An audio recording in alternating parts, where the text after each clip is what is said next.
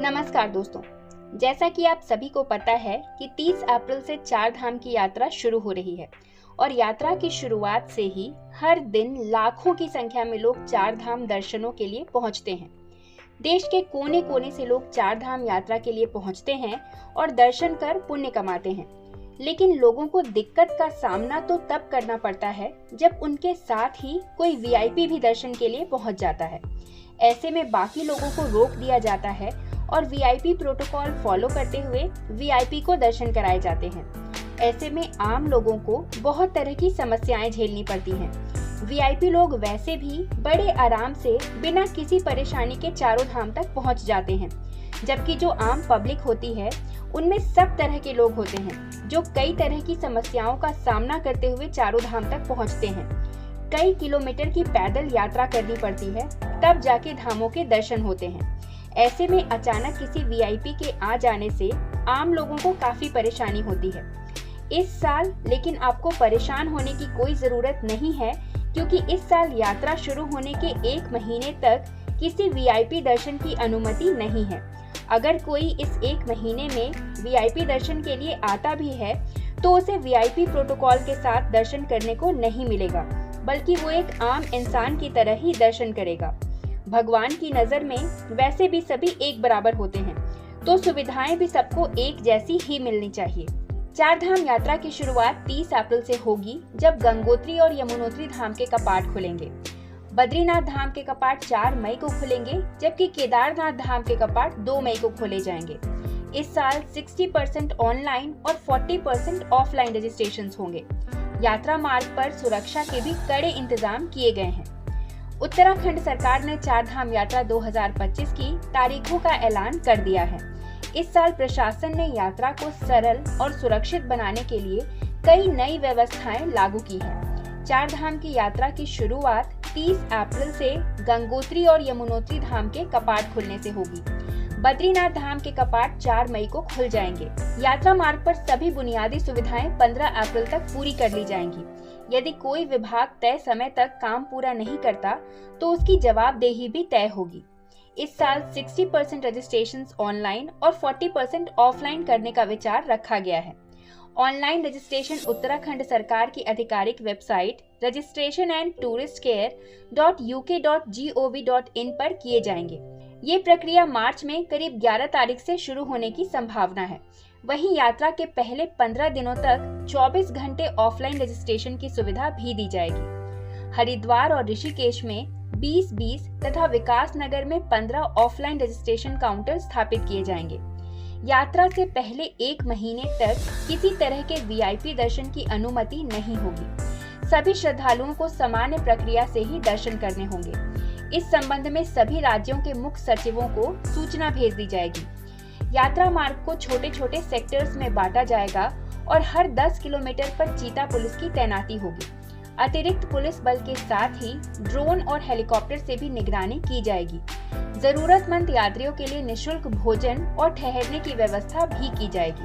इस बार चार धाम यात्रा में जाने के लिए रजिस्ट्रेशन के साथ साथ एक डिक्लेरेशन फॉर्म भी देना होगा। इस फॉर्म में वाहन में सवार यात्रियों के रहने और खाने की व्यवस्थाओं का ब्यौरा शामिल होगा। ये फॉर्म ना जमा करने पर वाहनों को ऑटोमेटिक नंबर प्लेट रिकॉग्निफिकेशन यानी कि ANPR कैमरे चेक पोस्ट पर रुकवा देंगे, जिसके बाद उन्हें वापस भेज दिया जाएगा। ये व्यवस्था यातायात निदेशालय की ओर से की जा रही है। इस साल 30 अप्रैल से चार धाम यात्रा का शुभारंभ हो रहा है। पिछले साल की बात करें तो चारों धामों में 47 लाख से ज्यादा यात्री पहुंचे थे। ऐसे में पुलिस और प्रशासन को भीड़ नियंत्रण में काफी मशक्कत करनी पड़ी थी। पिछले साल रजिस्ट्रेशन को अनिवार्य किया गया था, लेकिन इस बार रजिस्ट्रेशन के साथ साथ आपको डिक्लेरेशन फॉर्म को भी जमा करना होगा। इस फॉर्म में यात्रा में जाने वाले लोगों के रहने, खाने आदि की व्यवस्था की पूरी जानकारी दर्ज होगी। इसे वाहन के साथ नंबर से जोड़ा जाएगा, फिर चाहे वो वाहन प्राइवेट हो या फिर कमर्शियल। 30 ANPR कैमरे यात्रा मार्ग पर लगाए जा रहे हैं। इनकी निगरानी देहरादून कंट्रोल रूम से की जाएगी। ये कैमरे AI निर्धारित होंगे। जिन वाहनों के पास ये फॉर्म नहीं होगा, उनकी जानकारी इन कैमरों के माध्यम से हासिल हो जाएगी। इसके बाद वाहनों को अगले चेक पोस्ट पर रोककर वापस भेज दिया जाएगा। देश के कोने कोने से चार धाम यात्रा पर आने वाले यात्रियों को अपनी यात्रा को सुगम और सुविधाजनक बनाना है तो वो रजिस्ट्रेशन जरूर कराएं। प्रदेश सरकार ने ऑनलाइन और ऑफलाइन दोनों रजिस्ट्रेशन की व्यवस्था की है ताकि किसी भी यात्री को किसी तरह की परेशानी न हो। ये विकल्प केवल यात्रा के प्रवेश द्वार हरिद्वार और ऋषिकेश में ही होंगे। चारों धामों में रजिस्ट्रेशन की कोई व्यवस्था नहीं होगी। यदि यात्री चारों धामों में पहले से ही रजिस्ट्रेशन करा कर जाते हैं तो ये उनके लिए सुविधाजनक होगा। पिछले कुछ वर्षों से चारों धामों पर आने वाले यात्रियों की संख्या में लगातार बढ़ोतरी हो रही है। इस बार चार धाम यात्रा पर रिकॉर्ड संख्या में यात्री आ सकते हैं। इसे देखते हुए सरकार के सामने भीड़ प्रबंधन की बहुत बड़ी चुनौती होती है। इस चुनौती से निपटने के लिए सरकार ने रजिस्ट्रेशन की व्यवस्था की है ताकि यात्रा को नियोजित और नियंत्रित ढंग से संचालित किया जा सके। चारों धामों की धारण क्षमता के हिसाब से प्रतिदिन यात्रियों की संख्या निर्धारित की जाएगी। ऐसे में रजिस्ट्रेशन कराना बहुत जरूरी है ताकि यात्री यात्रा के दौरान परेशानी से बच सके, उन्हें समय पर धामों में दर्शन हो सके, क्योंकि रजिस्ट्रेशन के आधार पर ही उन्हें दर्शनों के लिए टोकन मिलेंगे। सरकार के पास यात्रियों की संख्या का सही रिकॉर्ड होने से वो उसी हिसाब से सुविधाओं और संसाधनों की व्यवस्था कर सकेगी। सुरक्षा के उपाय भी हो सकेंगे। यात्रियों के लिए रजिस्ट्रेशन कराना अनिवार्य है। ऑनलाइन रजिस्ट्रेशन व्यवस्था तो पहले से ही है।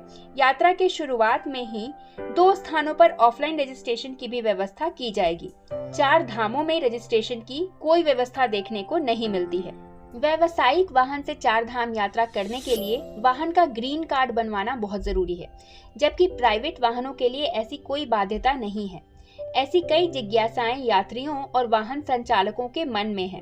परिवहन विभाग के पोर्टल पर जाकर यात्री ऐसे कई सवाल पूछ रहे हैं। इनके जवाब परिवहन अधिकारी दे भी रहे हैं। जैसे कि बहुत ही कॉमन क्वेश्चन है कि ग्रीन कार्ड क्या है।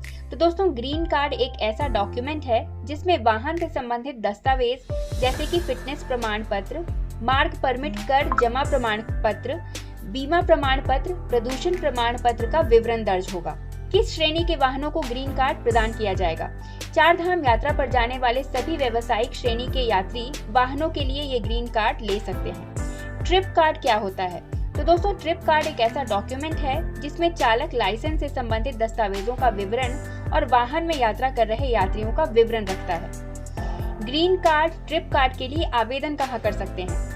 ग्रीन कार्ड या फिर ट्रिप कार्ड के लिए आवेदन के लिए परिवहन विभाग की विभागीय वेबसाइट greencard.uk.gov.in पर जाना होगा। इन वेबसाइट पर अप्लाई फॉर ग्रीन कार्ड और जनरेट ट्रिप कार्ड जैसे विकल्प दिए गए हैं। तो दोस्तों, आशा करती हूँ चार धाम यात्रा से जुड़ी इस वीडियो में दी गई जानकारी आपको पसंद आई हो। अगर ये वीडियो आपको अच्छी लगी है, इस वीडियो को एक लाइक जरूर करिए। वीडियो को ज्यादा से ज्यादा शेयर करिए ताकि ये इन्फॉर्मेशन ज्यादा लोगों तक पहुँच सके।